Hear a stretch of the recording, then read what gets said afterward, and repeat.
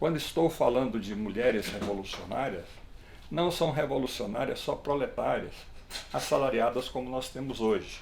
Na Revolução Francesa de 1789, nesse processo, há várias mulheres com atitudes revolucionárias que são pertencentes à aristocracia, que são membros da burguesia, mas a força motora do processo revolucionário tem uma participação significativa das mulheres trabalhadoras, das mulheres populares, que é onde, no momento de crise, de fome, de desemprego, atinge em grande proporção esse setor das mulheres. E elas que se revoltam, motivam uma série de ações revolucionárias nesse processo. As lutas históricas patrocinadas pelas mulheres revolucionárias são responsáveis pelos espaços conquistados e que hoje, principalmente no Ocidente e principalmente em países mais desenvolvidos, no chamado, denominado eufemisticamente de primeiro mundo, as mulheres usufruem de alguns direitos, mesmo com certos e muitos limites impostos por uma sociedade de classes, nas quais predominam diversos tipos e formas de exploração e de opressão. Então, neste momento em que as mulheres, mesmo que ainda de forma insuficiente, passam a desempenhar importantes cargos em diversos níveis, como professoras, é só vocês verem a unidade que vocês estão estudando e que circulam, o grande número de mulheres. Segundo a estatística recente, ao nível das universidades, em torno de 70% das vagas são ocupadas por mulheres. Isso é muito importante, muito significativo e, sem dúvida, é parte integrante desse processo de transformação rumo a um desenvolvimento, um avanço do nosso processo civilizatório. Temos várias cientistas, vocês veem aí na imprensa, nos livros, que tem destaque de várias cientistas, várias parlamentares, tivemos ministras e etc. Então a mulher começa a ocupar espaços públicos e avançar rumo à ocupação de significativo espaço público. E claro que essa exceção das mulheres, aliada a homens que têm posições progressistas e avançadas, nós vamos o quê? Conquistando e ampliando esses espaços. E, nesse sentido, a participação das mulheres revolucionárias na Comuna de Paris de 1871, que na oportunidade são denominadas cínica e pejorativamente pelas forças reacionárias e aristocráticas burguesas de la pétroleuse, ou seja, as incendiárias, no sentido pejorativo, inclusive desenhando cartazes, etc, etc. Quando você não tem instrumentos de argumento com base no real, você cria mentira, cria fantasias, que hoje se chamam de fake news. Então a mentira hoje, a mentira deslavada, descarada, se chama fake news. Um nome até sofisticado, né? O inglês, né? As mentiras mais descaradas e destruidoras da paz social, da harmonia social.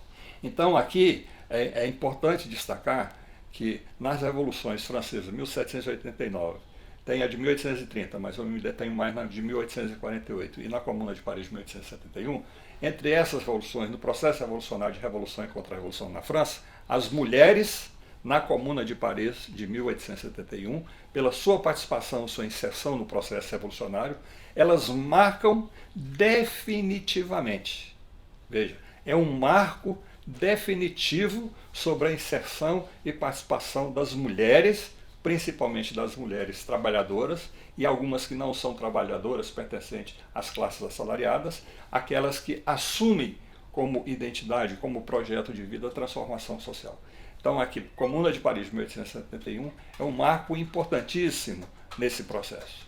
Mesmo que nós dissemos assim, a história das mulheres, se nós formos recorrer aqui no marco histórico, poderíamos dizer que estaria aqui na década de 1980. Mas se formos retroceder um pouco, essa participação das mulheres, inserção das mulheres nas lutas sociais, vem dos finais da década dos anos de 1960, com as lutas pelos direitos civis, que eram muito amplos, aonde nos Estados Unidos da América do Norte, por exemplo, se centrava na luta contra o racismo, mas as mulheres já começam a se inserir nesse processo de forma destacada e organizada.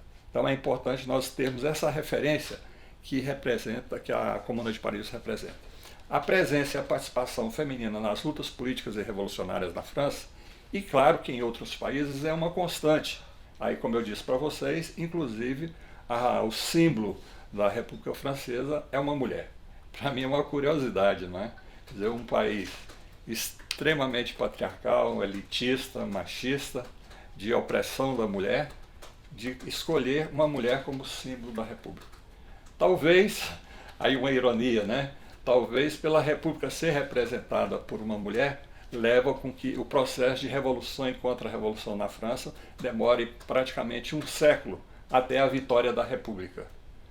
Então, eufemisticamente, poderíamos dizer ironicamente, não é?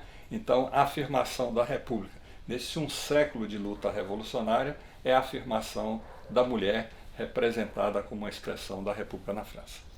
É só uma observação sem nenhuma fundamentação científica, tá? Estou ironizando um pouco. E apesar da destacada participação das mulheres em nossas vidas e nos principais acontecimentos de nossa história, ela era ignorada. Ela era ignorada não pela não inserção dela, ela estava lá, ela participava, ela é parte integrante da espécie. Ela é responsável, primeira, pela sobrevivência da espécie. Porque o homem, por diversos motivos, seja por morte, por embriaguez, pelo abandono da família, não tinha muita responsabilidade na sobrevivência dos seus descendentes. Isso era feito e ainda continua sendo feito, né? Principal e fundamentalmente pela mulher. Ela era ignorada formalmente, oficialmente, não é? O que não quer dizer que não havia essa participação, não é? E mesmo aqui, a gente nos referenciando na história moderna, até algumas décadas atrás, o crescente envolvimento feminino nas atividades socioprodutivas e nas lutas políticas revolucionárias não eram estudados e reconhecidos. Raras exceções encontravam-se subsumidas como fantasmas idílicos e mitológicos. Hoje, quando nós vemos a propaganda, a venda de mercadoria, as mulheres são apresentadas como fantasmas idílicos mitológicos. Vocês podem observar que essas propagandas elas têm um conteúdo de sexualidade que está subsumido aí. Então a mulher continua, a exemplo dos momentos passados, como um símbolo, um instrumento, né, de vender mercadorias. E para vender mercadorias tem que se criar a noção do belo, do perfeito. Vou ironizar aqui a Barbie, essa boneca. Essa boneca já deve ter aí trinetos e continua da mesma forma, magrinha, etc, etc. Isso é o mercado, criando as figuras de fantasmas idílicos e mitológicos sobre as mulheres.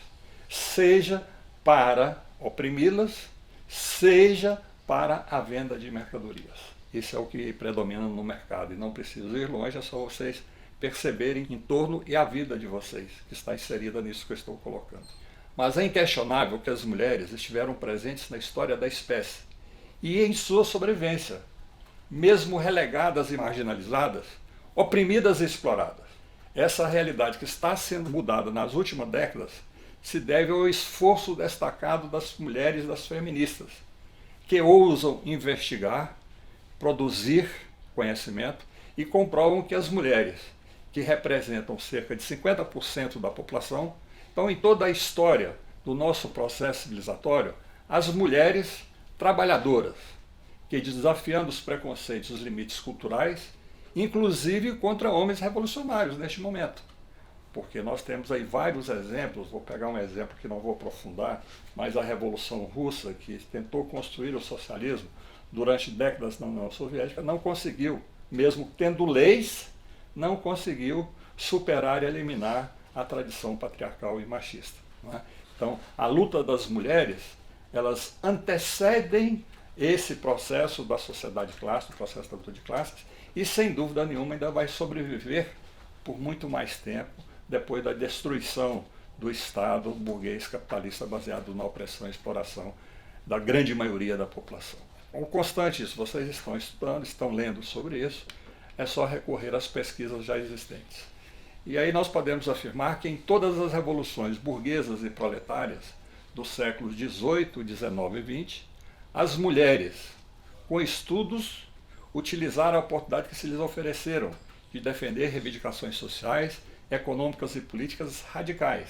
Radicais por quê? Porque estavam propondo a mudança do padrão patriarcal que era predominante. sobretudo aquelas destinadas a transformar o lugar em que ocupam as mulheres na família e na economia. Em concreto, mediante a exigência de direitos e igualdades legais. Sem dúvida, as mulheres da classe baixa, das classes trabalhadoras, também participaram. Um exemplo claro e evidente disso foi na queda da Bastilha. Vocês verem as gravuras e pesquisas sobre isso, que um grande número dos responsáveis pela queda da Bastilha eram as mulheres, inclusive as mais exaltadas e radicalizadas, porque tinham que sobreviver juntamente com suas crias. E numa situação de fome, de desespero, elas se revoltam com muito mais facilidade e mais radicalidade.